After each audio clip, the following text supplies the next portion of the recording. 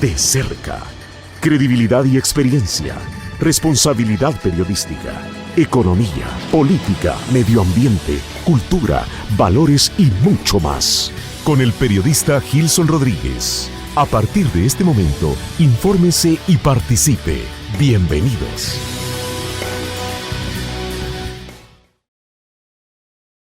Buenos días, a las 7 de la mañana en punto. Queremos agradecer a todos los que nos ven a través de las diferentes plataformas informativas de ITV, tanto en redes sociales como en televisión, televisión nacional y televisión internacional. Queremos agradecer, como siempre, a cada uno de ustedes por conectarse con nosotros, por ser parte de este espacio de opinión y también participar. Toda la facilidad está a su disposición, las redes sociales van a estar listas también para que ustedes dejen sus mensajes y con todo gusto vamos a leerlos en el espacio.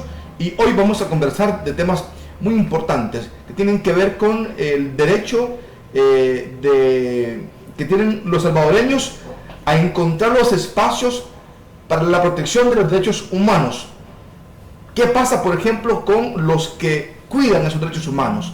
Con los que les dan garantía o nos dan garantía a nosotros como salvadoreños que no va a llegar el Estado a incriminarnos, que no va a llegar el Estado a acusarnos, que no va a llegar el Estado a destruir nuestro espacio, nuestro medio ambiente, que se van a respetar los procesos. Hay muchas cosas que pasan en el país y hay personas que están trabajando muy duro en el tema de la protección de los derechos humanos.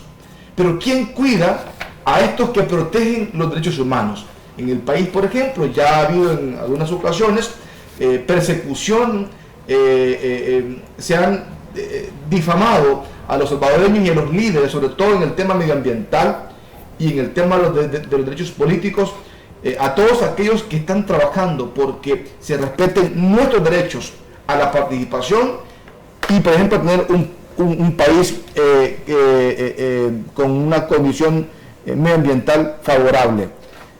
¿Quién cuida a estos protectores, a estos que pelean permanentemente por los derechos humanos? Ese es un tema en este espacio. Además, vamos a darle un vistazo entonces al tema de seguridad en el país desde una visión diferente. Ustedes saben, por ejemplo, que ha habido una lucha constante para poder reconocer y que el Estado salvadoreño reconozca, por ejemplo, que durante el conflicto armado y previo a este hubo militares que estuvieron involucrados en el tema de el robo y venta de niños hacia otros países o hacia el país mismo.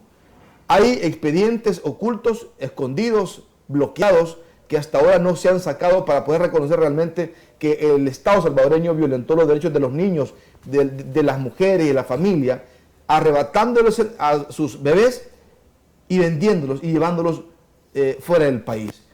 ¿Cuál es el trabajo que hace ProBúsqueda al respecto y cuál es el resultado que tiene cuando se le pide, por ejemplo, a la Fuerza Armada que abran los archivos, los expedientes secretos de la Fuerza Armada?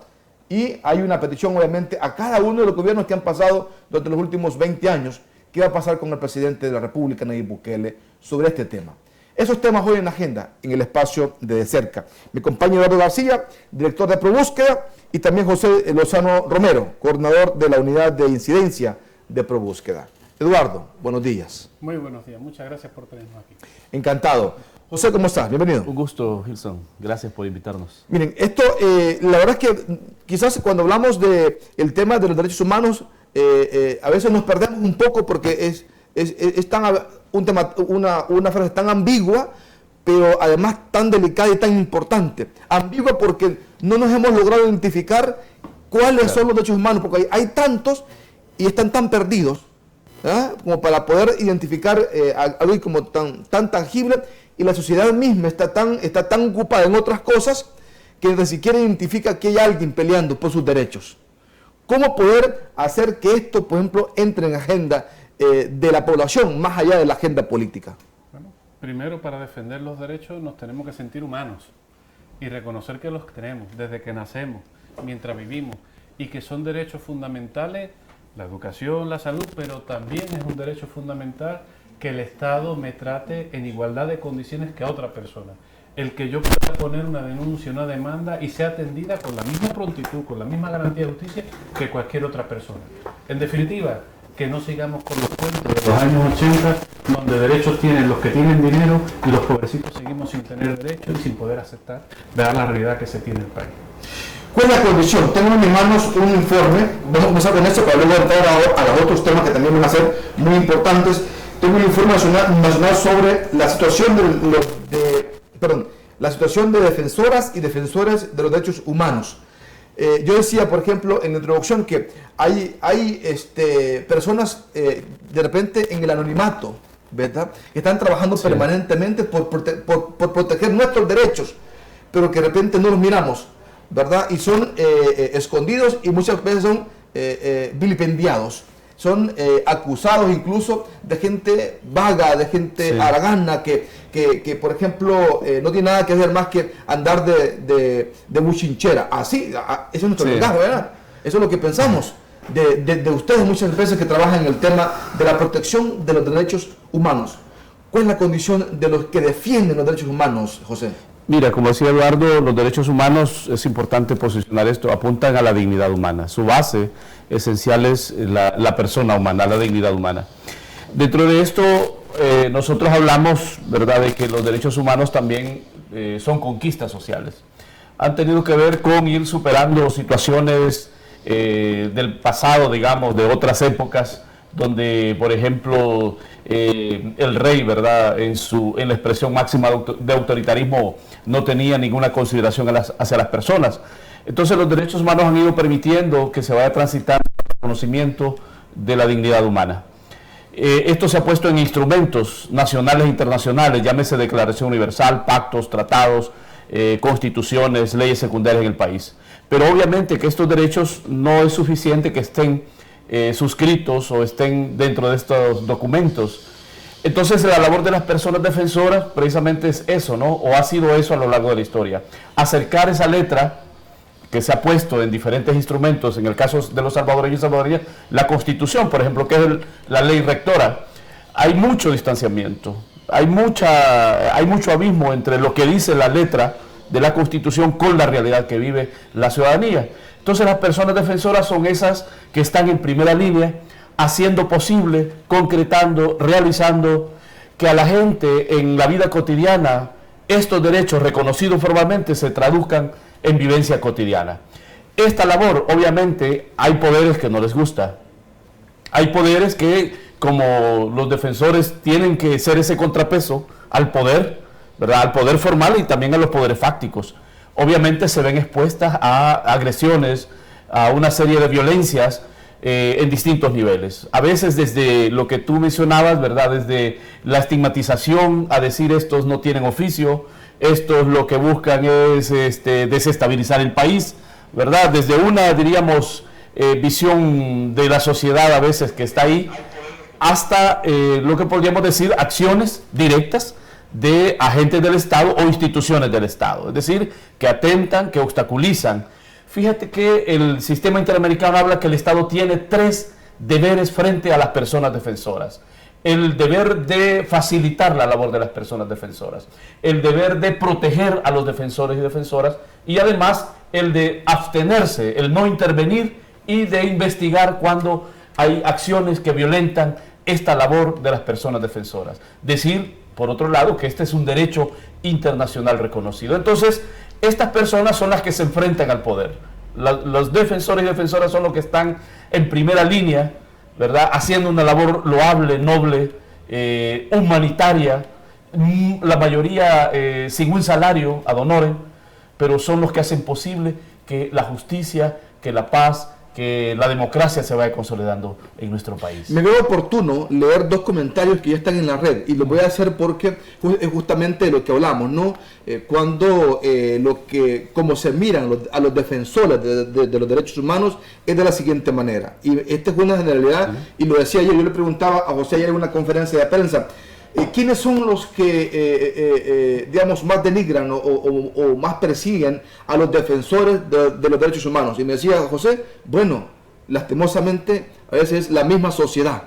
Leo los 2 comentarios, dice, pero yo pregunto, ¿por qué a los asesinos y a los terroristas como las maras ustedes las protegen, pero olvidan a los que las maras violan y matan?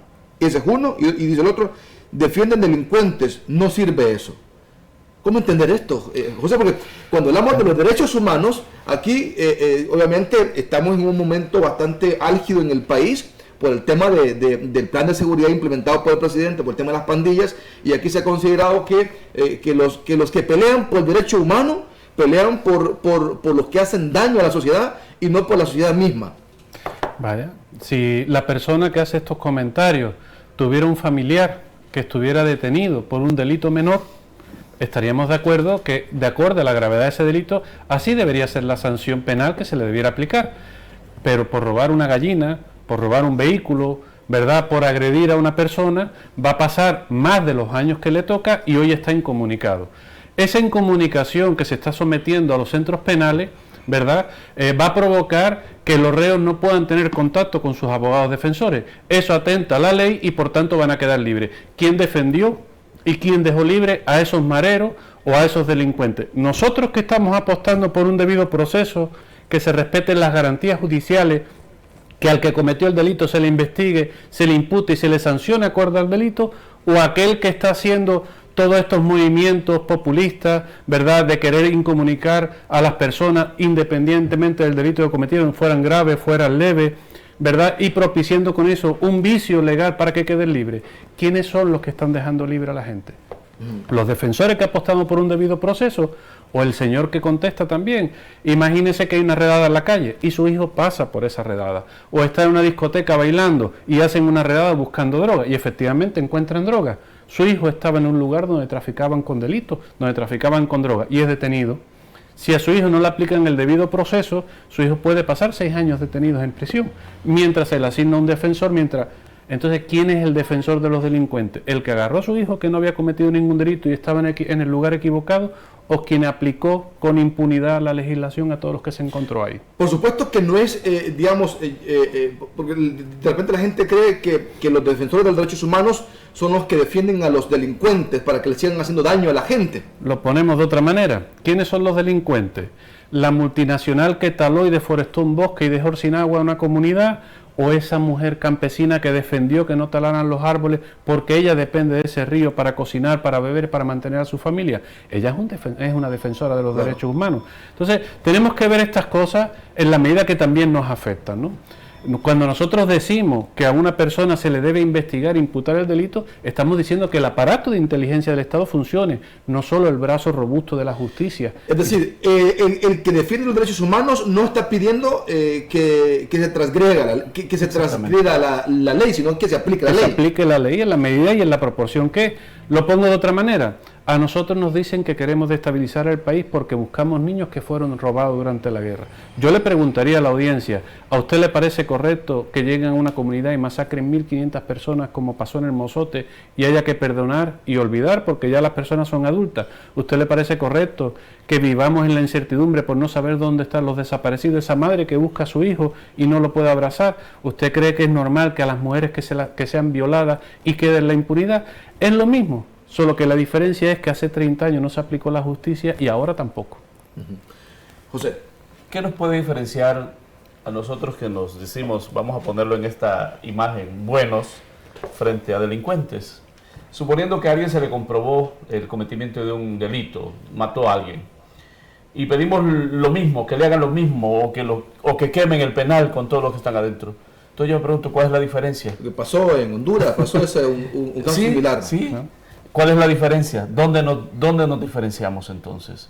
Yo creo que, mira, el tema, precisamente decíamos que la base de los derechos humanos es la dignidad humana, ¿verdad? Todos los demás serán agregados de productos sociales, de falta de oportunidades, todo lo que queramos agregarle. El tema es que no nos podemos deshumanizar. El tema es que el revanchismo, la venganza es peligroso, porque entonces nos estaríamos poniendo a la par de aquellos que decimos que han cometido graves hechos, ¿verdad? O que han masacrado, que han torturado. Si nosotros pedimos lo mismo, estaríamos un poco en ese plano. Insistimos, desde la perspectiva de derechos humanos no es cubrir a nadie, no es generar impunidad, sino que se respete el debido proceso.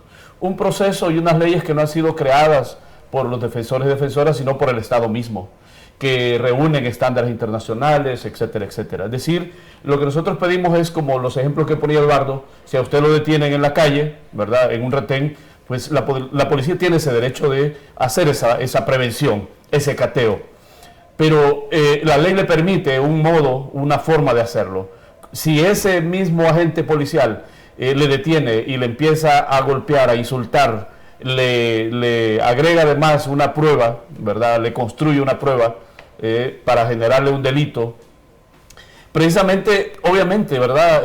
Ahí estaríamos hablando de que ahí ya no se está cumpliendo el debido proceso. Entonces eso es lo que vemos, o sea, desde la perspectiva de que se cumpla digamos, la norma, que se cumpla la ley.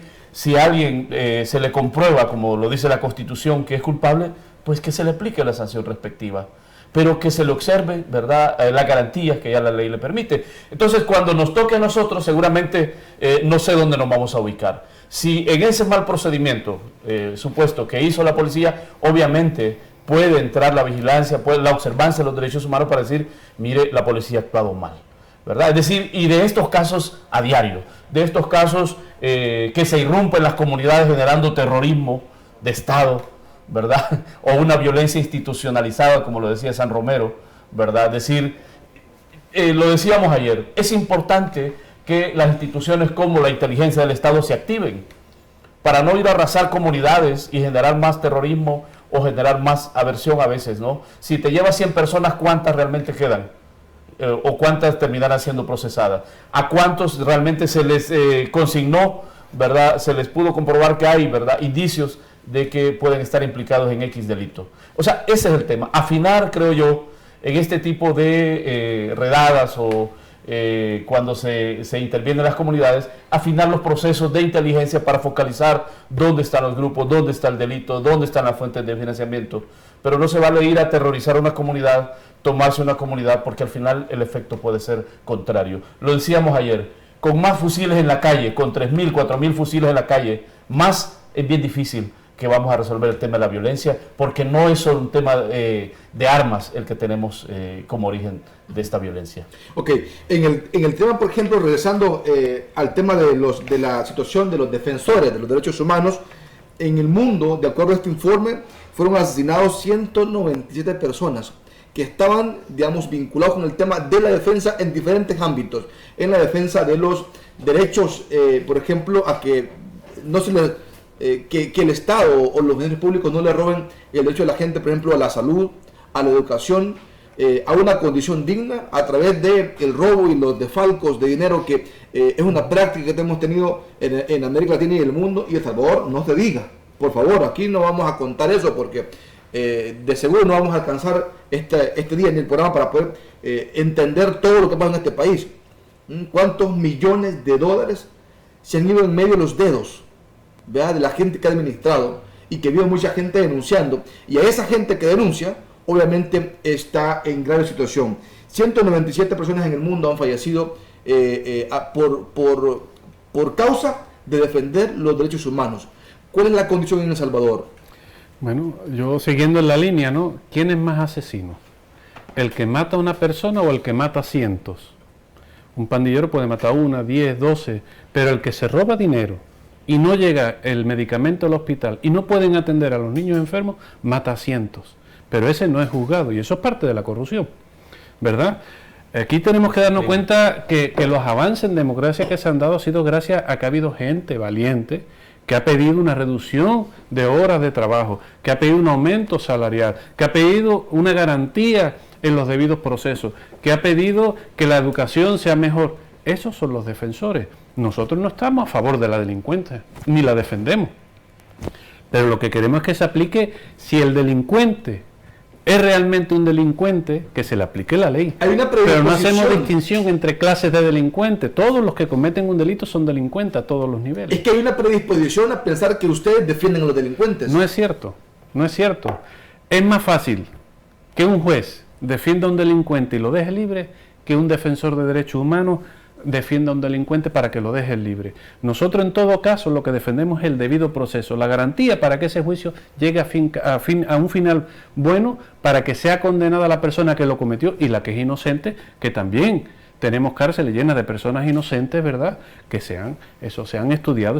Hay personas que no tienen la posibilidad de poner un abogado defensor, y son capturados en redadas y son trabajadores. Nosotros hemos conocido casos porque vienen a pedirnos colaboración, ¿verdad? Y también hay personas que han cometido graves atropellos y andan sueltos. En este país todo el mundo sabe quiénes son los mareros, quiénes son los asaltadores, quiénes son los violadores. ¿Por qué no se ponen las debidas denuncias y se apresan? Porque hay miedo. ¿Y por qué hay miedo y desconfianza ante los titulares del Ministerio de Seguridad de la Policía? Porque no hay garantía que desde la policía vayan a detener a esa persona y lo dejen a uno, ¿verdad?, con la denuncia puesta y vulnerable. Entonces, no es un problema de los defensores, es un problema del sistema. Nosotros apostamos a que ese sistema se corrija. Yo quisiera tener una policía encomiable, como empezó a hacer la Policía Nacional Civil, y que también se le pagara como se debe y se le cuidara como se debe. Esos policías también son padres de familia. Esos policías llegan a colonias también marginales y también son identificados y son atentados. Y también son defensores. Y yo entiendo perfectamente cómo una persona cansada, 12, 14, 24 horas, mal pagada, llega al trabajo y comete abuso. Eso le pasa al que reparte la pizza también, ¿verdad? Entonces, ¿cómo corregir eso? Hay que poner en su medida al policía. Buen entrenamiento, buen equipo, sus derechos garantizados para que cumpla su trabajo. ¿Y su trabajo cuál es? Garantizar el orden, garantizar la seguridad. Y para eso hay unas leyes. Y para garantizar que el delincuente que capturan lo deben de tratar como persona correctamente, llevarlo a los tribunales, vencerlo en un tribunal. Ah, no. Pero al delincuente no hay que vencerlo en un tribunal. ¿Cuántas veces vemos a gente expuesta en los medios de comunicación? Y según la clase social, esas personas salen en televisión o no. Y entonces elegimos magistrados, elegimos diputados que tienen denuncias interpuestas, y los otros diputados, que esos sí son defensores de delincuentes, dicen no, hasta que se le venzan en un juicio no se le puede comprobar, por tanto se puede presentar a un cargo público. ¿Por qué hacemos esa distinción? ¿Somos los defensores los que estamos levantando la mano o los que estamos denunciando esta diferencia del trato no igualitario ante la ley? Entonces, esa es la situación. Hay un sistema que no trabaja bien, hay un sistema que no está constituido, hay una legislación que no se cumple, y los aplicadores y los que están encargados y a los que elegimos para que cumplan esa legislación no lo hacen, entonces deben ser sancionados también. Hay varios aparatos de inteligencia. La Fuerza Armada tiene uno, la Policía tiene otro, el FMLN tiene su aparato de inteligencia, el Partido Arena tiene el aparato de inteligencia, el Estado tiene el aparato de inteligencia, derroche de inteligencia en el país, y no sabemos quiénes son los que cometen delitos. Y no sabemos o no tenemos la capacidad de decir, usted robó y tengo estos testimonios, estas denuncias y estas pruebas. En todos los países democráticos del mundo así se trabaja. Se le imputa el delito, se le detiene y se le condena. Y a un condenado, la legislación le permite revisar su trabajo, incluso con los condenados en el corredor de la muerte. Pueden ir revisando por si hay una equivocación. Y no por eso salen. Y no por eso no son ejecutados. Y no por eso no se aplica la justicia, ¿no? ¿Cuál es la diferencia entre Estados Unidos y El Salvador? Que el salvadoreño que va a Estados Unidos no se salta el semáforo en rojo porque tiene la garantía que le van a tomar una foto y le va a llegar a la esquela a su casa. ¿Qué pasa en El Salvador? Que nos tiramos el semáforo en rojo porque tenemos la certeza de que nadie nos va a decir usted tiene que pagar una esquela. Cómo se aplica la ley y cómo se garantiza el cumplimiento de esta tiene mucho que ver. Y eso no es responsabilidad de los defensores de derechos humanos, de los derechos de todo el mundo. Ok, José. Yo quería comentar un poco desde la experiencia de los territorios. Cuando yo trabajaba, no voy a decir el municipio para no estigmatizar, porque hasta eso es violencia. Si tú vives en X municipio, ni siquiera tienes la posibilidad, especialmente los y las jóvenes, de conseguir un trabajo. Hay personas que, yo lo pude vivir, y se cambian en la dirección, porque si sos de X municipio, no tenés posibilidad de conseguir un trabajo. Eso es violencia también. Ahí debería de actuar. No es posible que un ciudadano o ciudadana que quiere honradamente ganarse la vida se excluya porque vive en una zona que está marcada como. Lo que quería decir es que estando en uno de estos municipios trabajando, haciendo trabajo con las personas, todo el mundo sabía dónde estaba la venta de droga. Todo el mundo. Hasta a mí me decían. Yo decía, bueno, ¿y qué pasa? Pues llamen, ¿verdad? Hagamos ciudadanía activa. No, si ya saben. Ese es el tema. Eduardo, también yo lo decía, hay aparatos de inteligencia que obviamente las personas no tenemos, el aparataje que tiene el Estado. No sabemos cuánto se gasta, ¿verdad?, en ese tipo de instituciones. Pues eso es lo que hay que afinar, ¿verdad? Otra cosa importante, el tema de volviendo a los territorios, ¿verdad? Como digo, hacen una redada de 100 personas. Esto es común y a diario. A mí me pasó una vez que hubo en otro de los municipios que un joven, bueno, estaban unos jóvenes en el pasaje, jóvenes, digamos, que no estaban metidos en nada, y cuando ven llegar el carro de patrulla, salen corriendo. Y al final los capturan y bueno, los golpearon y los llevaron, ¿verdad?, a la sede policial. Y el tema es que, ¿cuál era la causa que le habían puesto, que se habían corrido, ¿verdad?, al ver a los agentes policiales? Hablamos con ellos, andaba por cierto un sacerdote, ¿verdad?, de la zona, y dice, ¿y por qué se corrieron? Es que igual, si nos quedamos parados, igual nos hubieran traído, igual nos golpean, igual nos quiebran los celulares, igual, o sea, el delito era que se habían corrido. ¿Pero por qué se corrieron estos jóvenes? O sea, entonces, cuando uno escarba un poco esta realidad, ¿verdad?, es donde nosotros decimos, también hay que afinar esos procesos. De 100 personas que capturan, vuelvo a este punto, ¿cuántos realmente se pudo documentar, individualizar el cometimiento de un delito? ¿A cuántos? De 100, seguramente, y eso tampoco es culpa del juez. El juez va a valorar en base a lo que le presente fiscalía y policía. Si le dice, le traigo 100, pero no tengo nada, sin un papelito, nos han comentado jueces, aquí le dejo un papelito, ¿verdad? Para que, ¿qué hace un juez? A él le toca administrar justicia. Entonces, y lo va a administrar a partir de la información que claro, tiene. él no va a ir al territorio, no va a ir a preguntarle a la familia, a preguntarle al párroco, al pastor, ¿verdad? Mire cómo esta gente es. O sea, él va a decidir si ese proceso sí o no, en base a lo que se le presente, fiscalía, policía, ¿no? Y si no hay nada, Gilson, ¿en base a qué tú como juez decidirías? Claro. O sea, este es el tema. ¿Quién dejó el plus mediático es que agarraron a 100.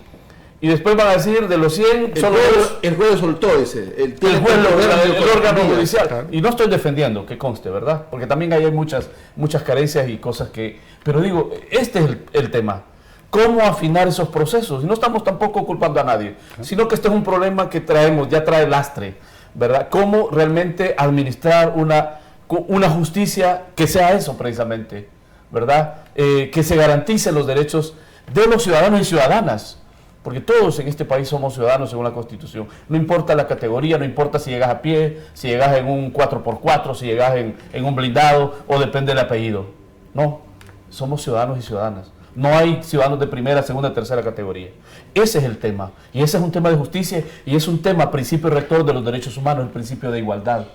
Todos los seres humanos nacen libres e iguales, ¿verdad?, en este planeta. Miren, antes de ir a un corte comercial, quiero preguntarles. Va a parecer un poco quizás grosero, pero tengo que hacerlo. ¿Ustedes están en contra o a favor del plan que ha implementado el presidente de la República, Nayib Bukele? No me respondan, por favor, porque cuando hagamos el corte les voy a volver a hacer la pregunta. ¿Están en contra o a favor de lo que del plan que ha implementado el presidente Bukele y que ha generado muchos adeptos, ¿verdad?, a partir de la necesidad que hay en la población de que aquí hayan cambios en el tema de seguridad y cambiar esa percepción de que este es un país del más violento del mundo? ¿Verdad? Les pregunto como defensores de los derechos humanos porque hay una condición, obviamente, sobre lo que pasa en el país, y esa condición es que hay una acusación sobre los que protegen los derechos humanos, que protegen a los delincuentes y no a la gente en particular. Para continuar con el tema de la situación y cómo ustedes realmente, al final, ¿quién defiende sus derechos? Los de ustedes como defensores de los derechos humanos. Hay una petición, por cierto, en la Asamblea para que se apruebe una ley, ¿verdad?, que defina la protección hacia todos aquellos que protegen los derechos humanos. Ya ha habido muertes en el país de gente que protegía, por ejemplo, el tema medio ambiente. Marcelo Rivera, allá en Cabañas, que se cumplieron 10 años asesinado recientemente. Cumplió 10 años que fue asesinado y nunca la policía ni la fiscalía dijo, miren quién lo mató y por qué lo mataron. Y 4 ambientalistas más. Pregunto entonces, cuando regrese, si están de acuerdo o no con lo que hace el presidente de la República, Nayib Bukele. Quédese con nosotros. De cerca, con el periodista Gilson Rodríguez.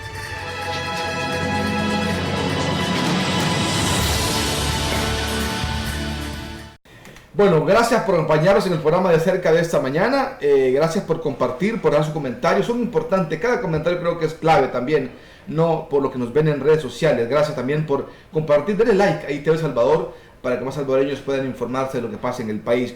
Hoy tengo en este espacio de entrevista a 2 defensores de los derechos humanos.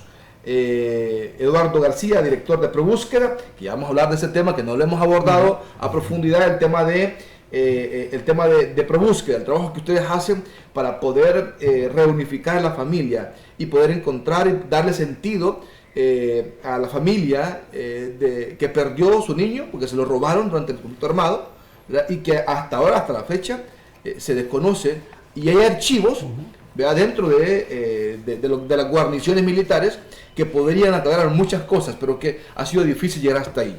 Y también me acompaña José Lazo Romero, él es el coordinador de la unidad de incidencia de ProBúsqueda. Pregunto, ¿en contra o a favor frío del plan de seguridad implementado por el presidente de la República, llamado control territorial? Yo, para definirme a favor o en contra de algo, debo de conocer. Yo no conozco el plan presidencial para el tema de seguridad. Sí le aliento al presidente a que implemente una campaña de seguridad, ¿verdad? Hasta ahora lo que conozco son los hechos que se han dado, ¿verdad? No es primera vez que matan a un policía o matan a jóvenes en la zona de La Gloria, pero sí es la primera vez que se militariza La Gloria, desde que la conocemos, ¿verdad? ¿Qué tan sostenible es eso?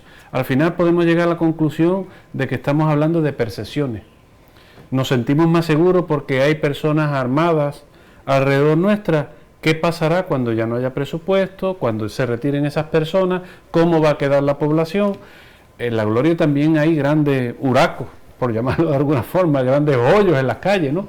Y lo que ha hecho el Ministerio de Obras Públicas es limpiar y pintar las aceras, ¿verdad? Los huracos siguen. Eso siguen causando también accidentes. En la zona más abajo de La Gloria, en la periferia, también hay problemas de delincuencia. Ahí no llega la tanqueta, ahí no se posiciona, solo la parte de arriba, ¿no? ¿Podremos mantener este plan de seguridad? Yo creo que hay que tener medidas más completas, ¿verdad?, en todo lo que queramos hacer.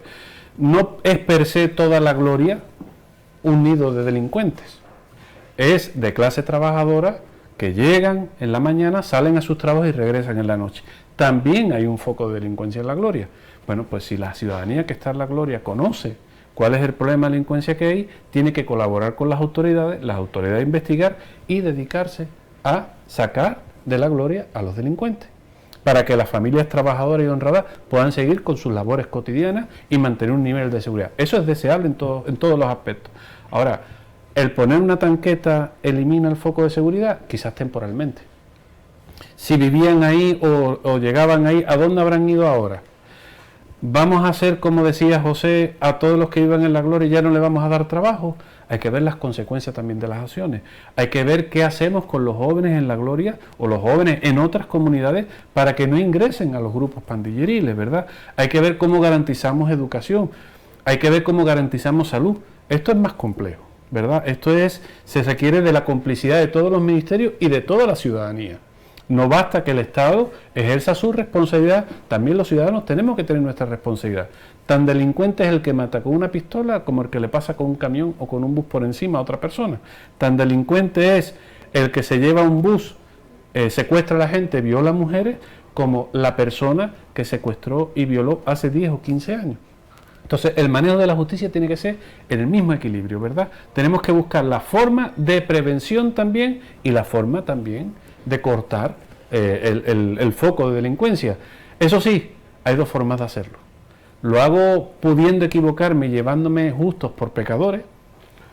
Lo hago tomando y cometiendo excesos que después van a provocar en un tribunal una falta de debido proceso y van a quedar libres, o lo hago correctamente. Sé quiénes son, sé lo que hacen, los detengo, los proceso, les llevo y no vuelven a salir a la calle. Hay dos formas de hacerlo. Ahora, ¿cómo lo vamos a hacer? Esa es la pregunta. Si a mí me preguntan por el plan presidencial, no lo conozco. Hay antecedentes de campañas de plan mano dura, super mano dura, y tenemos experiencia de que no han funcionado. Ahora hay un debate de una ley de amnistía por lo que pasó hace 30 años en el conflicto armado, por aquellos graves atropellos y crímenes de lesa humanidad. Si vuelve a surgir una ley de amnistía, estaremos diciendo, como hemos dicho muchos, ¿verdad?, que tenemos en otra guerra de baja intensidad, con un bando beligerante que pudieran ser las maras y que pudieran pedir otra ley de amnistía para reincorporarse.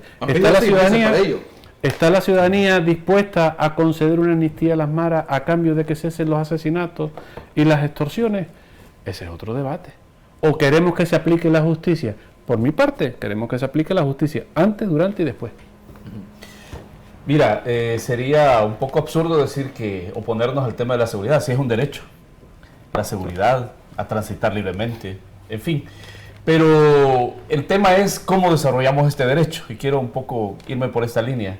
Igual podemos decir el derecho a la vida, ¿verdad? Bastará simplemente que respiremos para decir estamos ejerciendo plenamente este derecho, o hay otras condiciones que requiere el derecho a la vida. Para ejercer este derecho, por ejemplo, requeriremos de salud, de educación, de un aire no contaminado. Entonces, yo quiero volver sobre esto. Coincido con Eduardo, no conocemos, van dando como por capítulos, ¿verdad?, el tema del plan de seguridad. Entonces, igual pasa con el tema de seguridad. Yo creo que el componente militar es un aspecto. El componente de centros penales debe ser otro componente. Pero no se agota el tema del derecho a la seguridad con este tipo de intervenciones.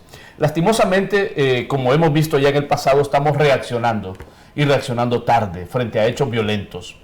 ¿Por qué se da la intervención en La Gloria? Porque hubo el homicidio, el asesinato de un agente policial. Antes, los ojos no estaban puestos en La Gloria. Entonces, se tiene que dar un hecho grave, ¿verdad?, para reaccionar. Y se reacciona con el componente más que todo militar. El tema de la seguridad lleva otros componentes. Por ejemplo, la seguridad física. ¿Por qué no hacer un estudio dónde son los puntos, por ejemplo, tomemos el tema de La Gloria, los puntos de asalto? Los puntos que pueden poner en riesgo a la ciudadanía, a los que viven, a los habitantes. Puntos oscuros, zonas que son solas, por ejemplo. Es decir, entonces, los espacios públicos. O sea, debe ser una visión holística. El tema de la violencia no lo vamos a resolver con 3.000 o 4.000 fusiles más, con tanquetas en la calle. Estamos acudiendo a prácticas que ya se hicieron. Las tanquetas no es de hoy que las tenemos en la calle, se dieron en el anterior gobierno. Y todos decíamos, ¿y qué hace una tanqueta ahí estacionada frente a la universidad? La tanqueta por sí sola no va a resolver el problema. Nosotros diríamos, seguramente lo va a agravar porque atemoriza, etcétera. Eso no, ¿verdad? Entonces tampoco al delincuente lo disuade, pues, ¿verdad? Él va a seguir en su práctica delictiva. Entonces creo que hay que hacer una mirada. El tema es que estamos en la suposición, porque no conocemos, ¿verdad?, cuáles son los componentes, pero tienen que ser componentes de una prevención física en los lugares. Qué bueno que entiendo que ya están focalizados 16 municipios, me parece, ¿no? Bueno, hay que intervenir desde distintos ángulos, por distintas puertas, ¿verdad? La prevención física del lugar, arreglar las calles, excelente, los espacios públicos, la iluminación, que entre, como han dicho muchas veces, ya que el Estado está ausente casi en toda esta comunidad, que entre el Estado, ¿verdad? Pero no por una semana, no por un día, no porque ahora vamos a tener el tema mediáticamente y entonces todos los días, ¿verdad?, durante 5 días el foco está ahí, y después que sean acciones también sostenibles en este sentido. Entonces, es posible que el tema de la militarización o del uso de equipo militar o personal militar sea en un momento emergente, pero insisto, siempre se reacciona después de un hecho y no son acciones que estemos viendo que vayan a ser sostenibles. Entonces, creo yo que la seguridad es un derecho humano y como ciudadanía tenemos que reclamarlo, tenemos que exigirlo. Tenemos que demandar a las instituciones que tienen que ver con este tema que cumplan, ¿verdad? Pero que cumplan acertadamente con estudios, que hay un montón de estudios. Yo no esperaría que vuelvan a decir, vamos a hacer una consultoría de millones para que nos digan, ¿verdad?, cuál es el problema de los salvadoreños de la seguridad. Aquí se han pagado millones y millones. Al exalcalde de Nueva York, que nos viniera a decir, ¿verdad? ¿Qué tenemos? ¿Dónde quedó esa inversión? Tampoco, yo insisto en esto. Hay órganos de inteligencia que se gastan millonadas. Bueno, que operen, que activen, claro, que hagan una intervención más pensada. ¿Usted cree que esta es una versión mejorada del tema de la mano dura? Yo no sé, realmente, cuando vayamos viendo cómo se va desarrollando, vaya anunciando las fases que va a implementar, cómo lo va haciendo, y vayamos viendo los resultados. Para valorar realmente si este plan funciona o no, yo necesito tener estadísticas, resultados, números. El gobierno anterior, y no estoy diciendo que haya hecho un buen trabajo en seguridad, el gobierno anterior, el director anterior de la policía, toda la semana daba cifras de los homicidios. El Instituto de Medicina Legal también daba cifras que no coincidían, porque una cosa son los muertos de ahora y los que van encontrando también en medicina, y los desaparecidos, de los que nadie habla tampoco, ¿verdad? Entonces, yo llevo ya un mes sin tener datos estadísticos de cuántos asesinatos se tienen al día en El Salvador. Yo no puedo medir la evolución en comparación con antes sí tenía esos datos. Y eso fue una lucha precisamente de los defensores de los derechos humanos, conocer cómo se hacen las cosas y los resultados. Una oficina de acceso a la información pública. Eso no fue regalado, fue pedido, ¿verdad? De todas formas, igual, a mi vecino, ¿quién lo mató? Lo mató el Rosales porque tenía cáncer y le ponían agua porque no había abastecimiento. ¿Y por qué no había abastecimiento? Porque no había dinero, porque se lo habían robado. A mi vecina, ¿quién la mató? La mató un motorista en estado de ebriedad. No son los únicos los mareros, ¿verdad? Y dentro de la mara hay estrato. Está el muchacho con pantalones roídos en la esquina y está el que maneja el dinero. ¿Qué pasa? ¿Ese no lo tocamos? O sea, si hay que ahogar la estructura, que no está tatuado. ¿Y quién le da la posibilidad a ese marero de contratar un abogado? ¿Qué pasa? Que aquí la ética y la moral de los abogados, dependiendo del dinero, tan asesino es el abogado que se rebusca para sacar un delincuente de la calle. Ah, no, es que es un derecho. Ahí sí reconocemos los derechos, a la defensa, ¿verdad? Bueno, todos tenemos derecho a ser tratados igual ante la ley, a ser presentados igual ante la ley. Todos tenemos derecho a gozar de la seguridad, pero hay que hacerlo bien. Si es que esta no es una pelea por acabar con medio mundo, porque se cometen excesos, es de enfrentar a la delincuencia, a los delincuentes. Entonces hay que identificar quiénes son los delincuentes, cuáles son los delitos y aplicarle la legislación que hay. Si es que no estamos diciendo otra cosa. Nosotros no estamos diciendo que el policía es malo o que la Fuerza Armada es mala. Estamos diciendo que al policía se les pone más de lo debido, que se le pone jornada de horas incontenibles, que le dan pocos recursos, que hay lugares donde está la policía que están en condiciones infrahumanas. Estamos defendiendo también los derechos laborales de los policías. La gente debe saber que la policía ahora lo dejan votar. Antes le negaban el sufragio universal. ¿Quién defendió el derecho al sufragio universal de los policías? Nosotros también. Ahora, lo que no queremos es que en Río Revuelto se cometan todos los excesos, porque venimos de eso. Entonces estamos poniendo el aviso, estamos diciendo cómo se deben hacer las cosas, que hay jurisprudencia suficiente, que se cumpla y que se cumpla por igual. Porque tan delincuente es el que mata a una persona en la esquina como el que mata cientos porque robó cientos de millones para gastárselo en su lucro propio y dejando desabastecido un hospital. O dejando sin recursos a una escuela donde los niños tienen que caminar en un camino peligroso. O promoviendo y dándole subsidio a buses que nunca comprometieron en renovar la flota. A motoristas que van, bueno, como ya sabemos que van. ¿Cuál es la diferencia? Y eso insisto, ¿cuál es la diferencia entre la actitud de los mismos, incluso de los mismos salvadoreños? Porque de esto hemos hablado mucho, que si los indígenas eran ya violentos, que si la guerra, el mismo salvadoreño que hoy está en El Salvador no acata la legislación, se tira al semáforo, se cruza la doble línea amarilla y encima se te queda viendo y diciendo, ¿qué pasa? ¿No me vas a dejar paso? Si yo soy el vivo. El mismo salvadoreño que hace eso hoy, mañana va a Estados Unidos y se comporta correctamente. ¿Cuál es la diferencia? ¿El tipo de aire que respira o la garantía de que si comete un delito va a ser sancionado? A esa es la apuesta nuestra. Nosotros no estamos diciendo dejen libre a los delincuentes, garanticen que el que comete un delito va a ser sancionado y se le va a cumplir la condena. Eso es lo que estamos pidiendo con el debido proceso. Dice Wilber Acosta, miren lo que el presidente está haciendo, de eso hablen y no defiendan a delincuentes, defiendan al trabajador. Bueno, pues yo creo que estaremos de acuerdo y no habrá escuchado lo que estamos hablando. Totalmente. Quiero hacer una pausa comercial, regresamos unos pocos minutos y miramos el tema. Ayer se anunció, conocimos en la asamblea que hay una prórroga de 6 meses para poder seguir analizando el tema de una segunda ley de amnistía que le han dado otro nombre, ¿no? Ahora vamos a ver quiénes defienden a esos delincuentes. Vamos a ver el tema de la ley de amnistía porque miren, aquí lo que tú decías algo bien importante, no me van a tomar a mal, pero decía algo bien importante, y es que habría que ver también en un futuro si también quién presenta una ley de amnistía para los delincuentes que hoy están cometiendo todo genera jurisprudencia.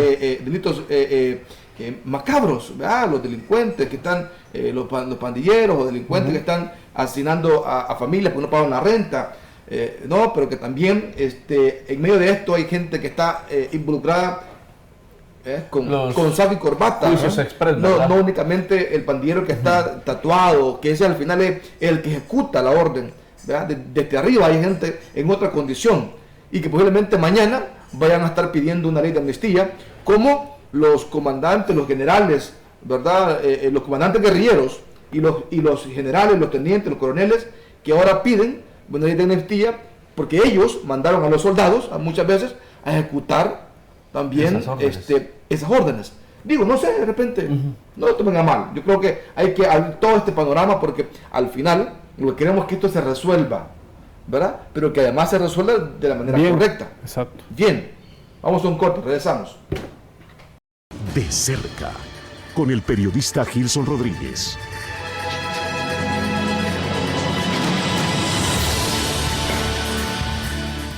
Bueno, ya seguimos con usted nuevamente en el último bloque de este programa de entrevistas. Gracias por acompañarnos, por estar siempre pendientes de la producción de ITV.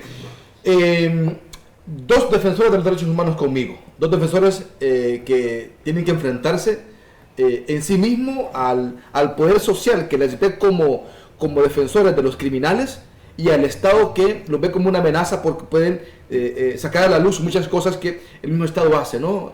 Y ya ha sucedido en una cantidad de veces aquí y en el mundo. Yo creo que eso es muy importante, ¿no? Ponerlo en perspectiva desde la visión de un defensor de los derechos humanos. Una vez yo le preguntaba a Beatriz de Carrillo, ¿verdad? Que le invitamos a este programa ya hace varios años, cuando ella fue la procuradora para la defensa de los derechos humanos. Le preguntaba, procuradora, están aquí considerando que usted defiende a los delincuentes en detrimento de las víctimas. Es decir, usted no defiende a las víctimas, sino a los delincuentes. Y me dijo la procuradora en esa ocasión, yo no defiendo delincuentes, defiendo procesos. Lo que pido es que se aplique la ley. Claro. Si es delincuente, si cometió un delito, que lo castiguen y que le metan el castigo máximo de acuerdo a su delito. Pero eso no quiere decir que van a violentar los derechos incluso de los que están presos hoy mismo, decía en esa ocasión Beatriz de Carrillo. Yo por supuesto que no quiero que maten a nadie, decía, porque también mi derecho es defender a los ciudadanos, defender la vida, ¿verdad? Pero yo tengo que, a mí me encontraron aquí para también defender a los ciudadanos, incluso de la agresión del Estado. Decía José, y ponía un ejemplo en el tema, por ejemplo, del agua, cuando las comunidades tienen que cerrar una calle para que presionar al funcionario público para que le eche, aunque sea un par de horas, el agua, porque ha pasado un mes sin agua. Y han mandado cartas, y han mandado esto y lo otro al gerente de ANDA, ¿verdad? Y brilló por su ausencia. Hasta que la gente se va a la calle, ¿verdad? Y ahí en medio también hay defensores de los derechos humanos, y dicen, mire, ustedes son unos violadores de derechos humanos porque cierran la calle para que la gente se pueda movilizar. Pero hasta ahí han logrado para que les llegue agua un par de horas a su casa, después de tanto tiempo estar exigiendo a la autoridad. Esa cosa creo que tiene una connotación mucho más profunda de la que a veces uno tiene el alcance de ver.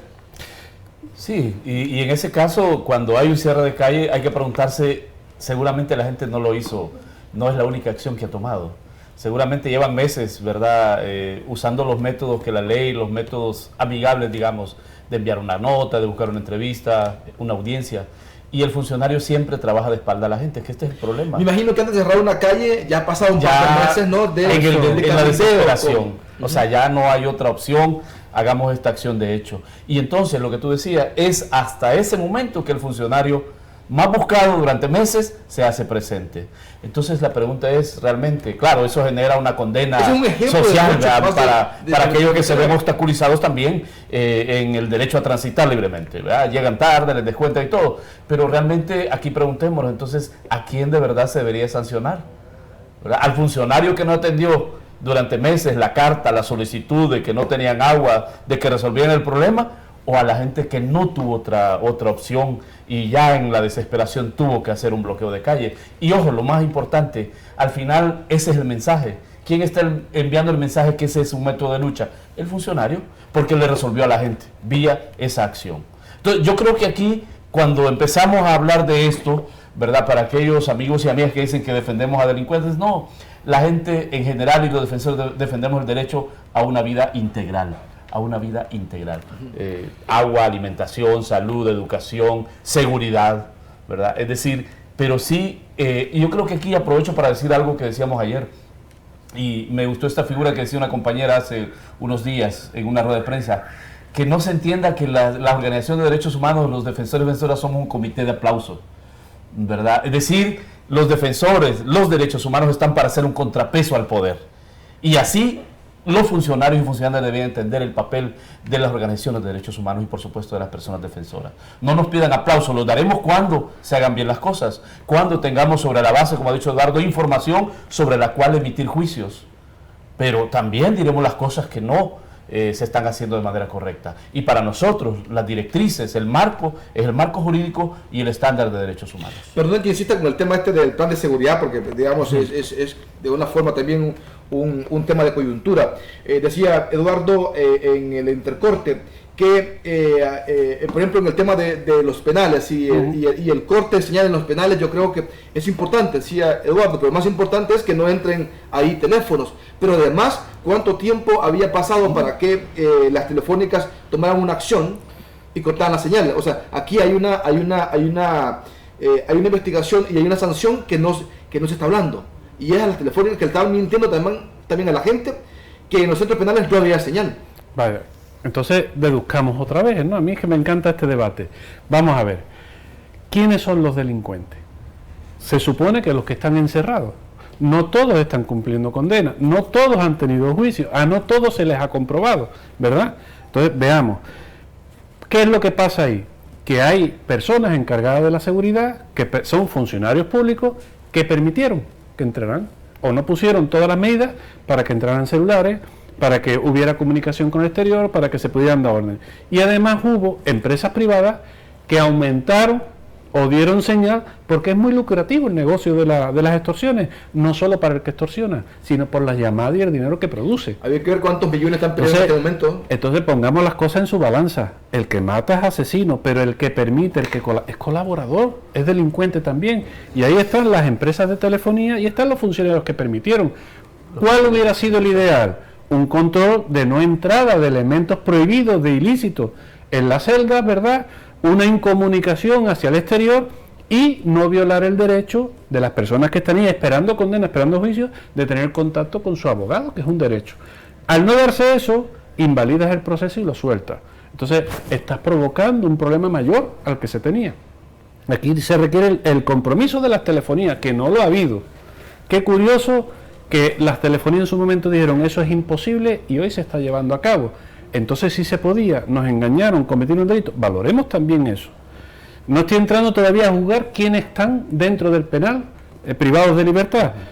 ¿Dónde están esas personas que trabajaban en los centros penales y que permitieron que fueron corrompibles, etcétera, etcétera? Eso también es otro elemento ahí. Y luego están las personas que están dentro y las visitas. Yo no conozco penales en otros países donde se permite entrar con la gallina, el queso, la íntima y la demás. Eso también hay que regularlo. ¿A dónde van las personas que se sienten vulneradas en sus derechos? ¿A dónde va la señora que expulsan a su hija porque salió embarazada en bachillerato? ¿A dónde pone la denuncia? ¿Al Ministerio de Educación o a la Defensoría de Derechos Humanos? ¿A dónde va la persona que transitaba por la calle y fue arrollada y no le corresponde el seguro que tiene contratado, no le da la atención que contrató? ¿A dónde va la persona que le cobran el exceso en teléfono y se siente estafada por esa compañía? ¿A dónde va? Van a la Defensoría de Derechos Humanos. Entonces, ¿somos defensores de derechos humanos, de procesos, o funcionamos en función de la demanda que nos llega? Y la demanda que nos llega, a mí no me visitan delincuentes. Hasta los funcionarios públicos, cuando ven vulnerados sus derechos, van a la Comisión Interamericana. Hay un magistrado del Tribunal Supremo Electoral que fue a poner demanda en la Comisión Interamericana. ¿Ese no es defensor de derechos humanos o ese es delincuente? ¿La Corte Interamericana es defensora de derechos humanos o de delincuentes? No, pongamos las cosas en su lado. No nos dejemos apantallar por las noticias, por las imágenes, por cómo nos lo venden. Cuando a nosotros se nos vulnera un derecho, cuando a un familiar se le niega la educación, la salud, ¿a dónde van a ir? ¿A decírselo al presidente? ¿A decírselo a los diputados? ¿O van a ir a la Defensoría de Derechos Humanos? Entonces, ¿a quienes defienden esas instancias? ¿A los delincuentes o a usted, ciudadano, que cuando se siente vulnerado pide esa colaboración, pide esa ayuda? Ahí ya no nos ven como defensores de los delincuentes. ¿Qué pasó aquí? Entonces, ojo con las manipulaciones, ojo con la estigmatización, porque precisamente quien más manipula, quien más estigmatiza, es el funcionario en su incapacidad de ejercer ese rol de responsabilidad que se le ha dado. No hay ningún funcionario público que no se haya presentado voluntariamente y haya competido por ese puesto. Por ejemplo, ¿quién lleva la investigación de los delincuentes en este país? La Fiscalía General de la República. Entonces, ¿por qué me dicen a mí que nosotros defendemos a los delincuentes si no tienen la capacidad de investigar? Es que no tienen recursos. ¿Quién le da los recursos? El presidente diseña un presupuesto, el gabinete de la presidencia, y lo somete a la asamblea. Entonces, no son los defensores de derechos humanos los que asignan recursos para que las instancias competentes sean incapaces o no tengan la capacidad de investigar, de sancionar.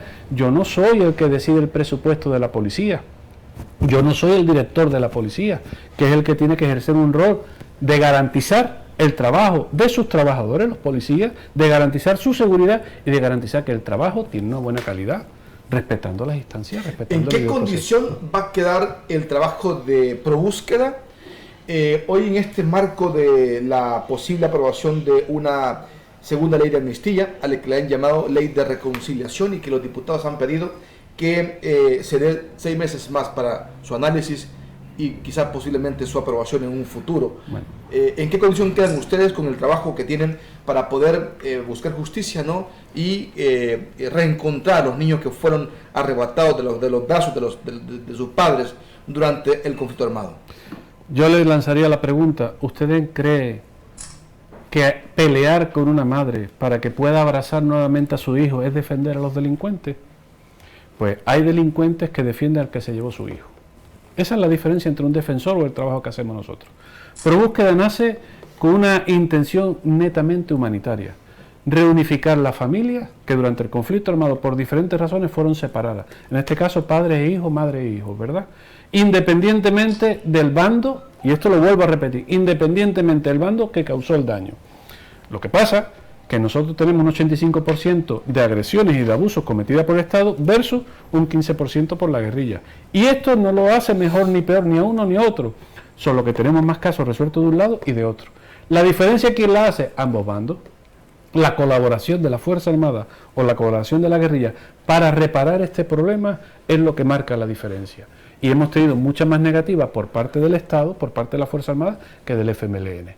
Ese no es una apreciación mía, esa es una realidad, y tendrían que valorar los ciudadanos a pie quiénes son los que defienden a los delincuentes. Y no estoy diciendo con esto que por uno que mató la guerrilla, o 10 o 1000, sean menos buenos o más malos que los que hicieron 1000 o 10.000, sino que le pregunten a la familia que le falta a su hijo, o le falta a su esposo, o le falta a su esposa. Es la gravedad del hecho. Y ahí, en eso estamos en igualdad de condiciones. Las estadísticas dan casos diferenciados, pero el hecho es igualmente grave e igualmente perseguible, denunciable. ¿Qué ha pasado en estos 30 años? Que esas madres, esos padres, que se conformaban, que lo que más anhelaban era abrazar a su hijo, a su hija, han ido falleciendo, han ido enfermándose, producto de esa angustia y de esa no escucha por parte del Estado ante esta problemática. Y ProBúsqueda se ha ido moldando los tiempos. Y entonces ha habido padres y madres que en su derecho de acceder a la justicia han interpuesto demandas porque viendo todas las puertas cerradas no le ha quedado otra que recurrir. ¿Usted, padre, madre, no haría lo mismo si su hijo fuera desaparecido o arrebatado de sus brazos? Está pasando ahora. Primero le imploran a los mareros que le digan dónde está y después denuncian a la fiscalía porque no los oyen.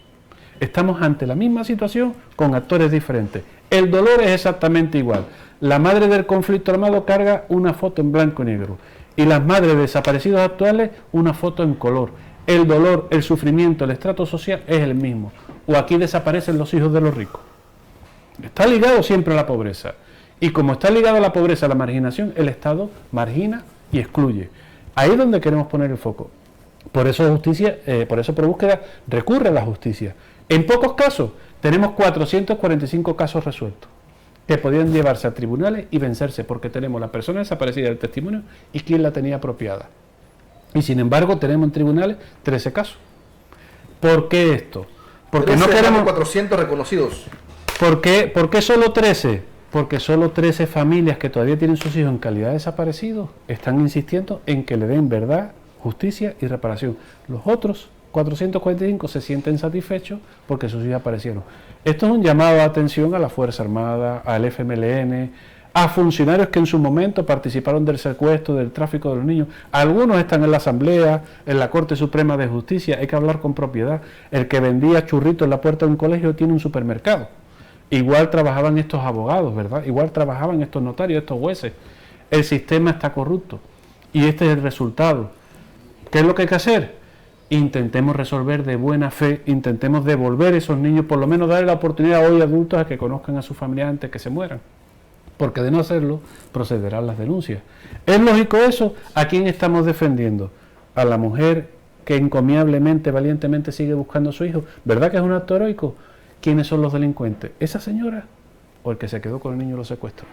Entonces, esas leyes de amnistía defienden delincuentes, defienden a personas que cometieron delitos, el secuestro, el rapto, la trata, la desaparición, la violencia sexual, las masacres, son delitos, ¿verdad? Entonces, y ahora queremos perdonarlo. Y ahora ¿A qué suena una ley de reconciliación? Cuando nos podemos ver a la cara como personas, independientemente del bando o la ideología política que se tienda, y yo reconozco en ti y tú en mí el dolor que tú tienes y yo el que tú tienes. Y entonces entendemos que lo que causó ese dolor está mal hecho y entendemos que a partir de ahora tenemos que empezar a construir un país mejor. Eso es reconciliación. Lo otro es una burla. Olvida tú, olvida yo. ¿Cómo voy a olvidar un hijo? Miren, el Frente dejó, el FMLN como gobierno dejó una deuda, y ustedes lo han denunciado muchas veces, que no tuvo la capacidad ni el valor para llegar a un cuartel y decirle, mire señor general, mire señor ministro, queremos que abra los archivos secretos de la Fuerza Armada para poder identificar, por lo menos, saber dónde están, en el caso de ustedes que trabajan en el tema de niños y niñas desaparecidos durante el conflicto armado, dónde están estos niños. Dejó una deuda al frente, obviamente, ¿no? Un partido, o por lo menos alguien que en algún momento se consideró que iba a ser más condescendiente con este tema. La deuda es de casi 30 años después de los acuerdos de paz. O sea, tanto gobiernos de Arena, que tuvieron varios periodos, como del FMLN, pues no pasó nada. Es una deuda, es una demanda histórica el tema de la información de los archivos militares, porque, como decía Eduardo, a partir de todas las denuncias que tienen las organizaciones de derechos humanos, esto permitiría resolver muchos casos. Si están desaparecidos, dónde o quién se los llevó, o si fueron asesinados, pues igual, ¿verdad? Saber dónde están sus restos y hacer el proceso de exhumación. Entonces, una deuda, y yo, más allá de hablar de un partido, que obviamente, pues sí, ¿verdad? Sabemos que el Ministerio de Defensa depende del Ejecutivo, y por eso sí hemos sido críticos con todos, para decirles, el presidente es el comandante general de la Fuerza Armada.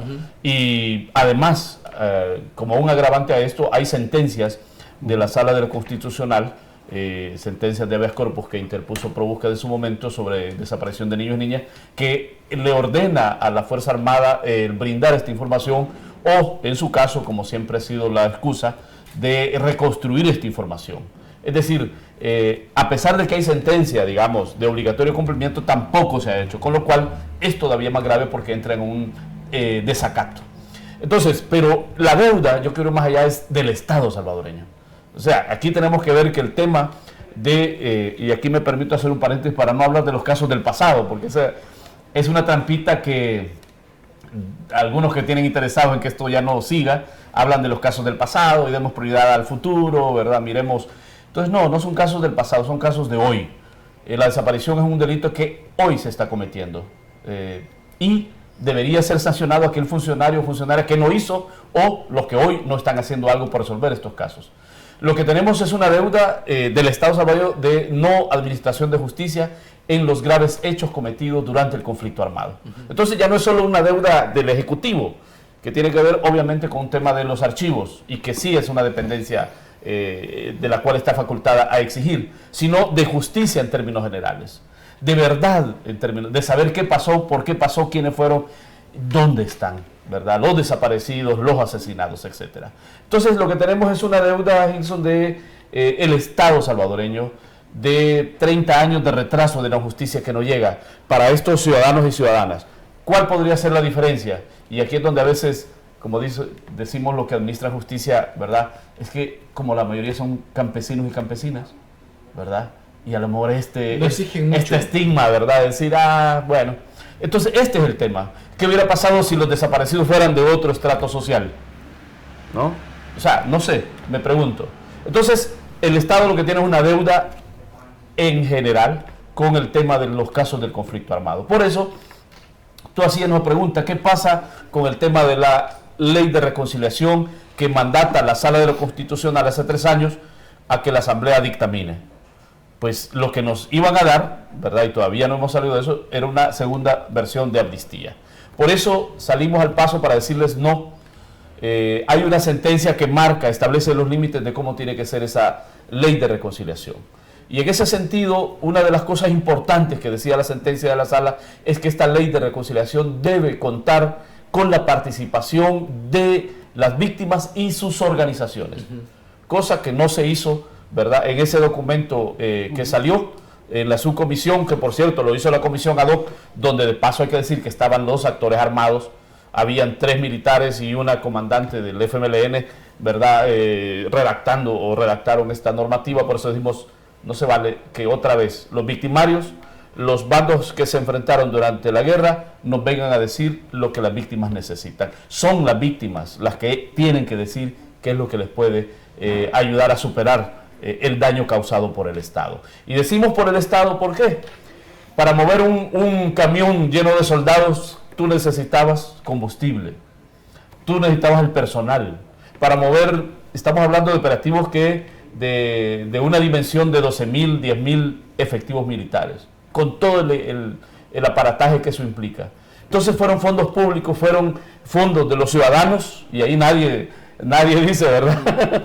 Fueron tus fondos, mis fondos, los que movieron helicópteros, aviones, alimentación, ¿verdad?, de las tropas, para ir ¿a qué? A destruir, ¿verdad? Es decir, los que estaban armados, pues que, ¿verdad?, seguramente y se encontraban, se agarraban, ¿verdad?, se enfrentaban. Y la población civil que perdió su casa, su terrenito, su animalito, eso es lo que y le desaparecieron sobre todo, o le asesinaron a sus seres queridos. Entonces, fíjate que precisamente las personas defensoras lo que buscamos es la legalidad. Nosotros nos estamos apegando a lo que dice la sentencia de la Sala. Y toda sentencia de este alto tribunal son de obligatorio cumplimiento. Entonces lo que nosotros estamos exigiendo es que la Asamblea se apegue al estándar que ya estableció la Sala, ¿verdad? De cómo tiene que ser esta normativa. No estamos exigiendo nada fuera de la ley, sino que cumplan el estándar, que lo hagan transparente. ¿Por qué se tienen que esconder? Hace 3 días se reunió la subcomisión. ¿Qué hicieron? Apagaron los micrófonos. ¿Cuál es el mensaje entonces? Claro. ¿Verdad? O sea, oculto. Entonces, claro, negociando bajo la mesa, a última hora metiendo el documento, ¿verdad? Que ya no vengan los que quizás van a venir a hacer bulla, y ya en el desvelo, ¿verdad? Y cuando todos están dormidos, levantan la mano, así los madrugones. Entonces, ¿y qué estamos exigiendo? Para los amigos que dicen que defendemos delincuentes, no, estamos defendiendo la legalidad de este país. Justamente con la Sala de lo Constitucional, ¿verdad?, que muchos, ¿verdad?, comparten o no, la anterior Sala, justamente lo que estamos pidiendo es cíñense, Asamblea Legislativa, cíñense a lo que ya dictaminó la sentencia. Y de hecho, ahorita van a incumplir, porque el 13 de julio era el plazo que le había dado la Sala, ¿no? La Sala anterior. Comentario: el plazo, si se va a alargar, que sea para mejorar ese adefesio de documento que por supuesto lo hemos rechazado, que ellos pusieron como Asamblea Legislativa. Las víctimas y las organizaciones hemos presentado una propuesta de ley. Bueno, sentémonos a estudiarla. Cuenten cuál es el miedo a la participación. Si no, vamos a pasar otros 20 años quizás. En esa condición. O sea, en esa condición. Mis estimados amigos, gracias por venir conmigo esta mañana. Me pasé un par de minutos, pero creo que es importante, ¿no? Y es clave. Creo que esto es importante. No desarrollamos a profundidad el tema de la situación de los defensores de los derechos humanos, ¿verdad? Que al final se convierten también en personas acusadas. Yo decía ayer, y retomo lo que decía José, que los defensores son acusados 3 veces por el Estado, cuando se siente que se le están poniendo sacando los trapos al sol, por la población que de repente siente que defienden a delincuentes, y por los empresarios o por la empresa privada ¿Y que los de repente se convierten en tremendos delincuentes, agresores? ¿verdad? Agresores, porque ven que están, digamos, siendo descubiertos en sus fechorías, ¿no? En detrimento de muchas cosas, medio ambiente, derechos de género y tantas Así cosas más. es. Mi estimado, gracias por venir conmigo, Eduardo, José, por hacer ese espacio. Y bueno, que esto se convierta en una práctica, ¿no? Para poder informar siempre a la gente sobre también temas de derechos humanos. Necesitamos una cultura de derechos humanos. Eso es lo que creo que nos está haciendo falta en este país. Excelente. Bueno, un gusto. Eduardo, Gilson, muchas gracias por la invitación. Termina usted, le agradecemos por estar con nosotros. Le invitamos a que nos veamos mañana en el programa en directo a las 7 de la noche, en vivo para todos los Estados Unidos y El Salvador en redes sociales. Gracias, nos miramos mañana. Esto fue De Cerca con el periodista Gilson Rodríguez. Hasta la próxima.